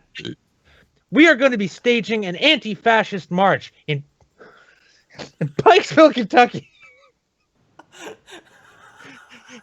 And we know a lot of those redneck fascists out in the mountains have guns. So that's why we're selling these Joker knives. We buy them in bulk off of Amazon and resell them at itsgoingdown.com. You can get them.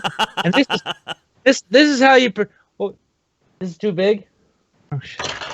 Okay, we've just released the new series of self-defense tools. And we are convinced that with your help and with the right arms, we can take down the fascist government. Really? I don't want to, Mom. Fine. Fine. You can offer to clip their toenails because they're probably all yellow stained with capitalism. Did you have that whole thing planned out, or did you just fucking do that just now? Oh, that's just shit I found on my desk. I was tempted to go with these tweezers. people like oh my god. There should never be any question why it has been my absolute privilege to fucking co-host this show with you, Nick. What the fuck? Yes. Well done.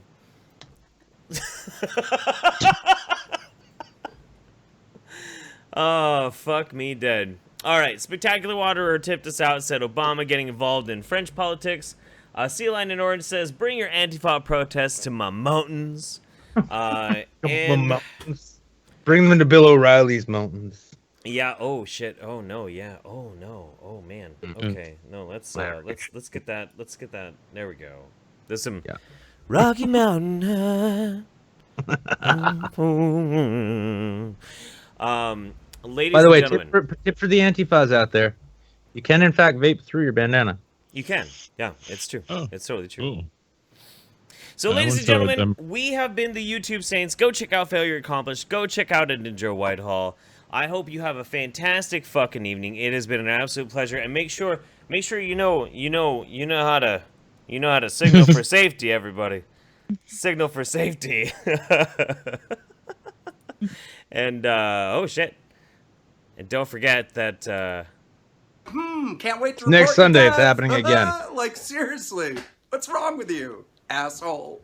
good night, everybody. Good night.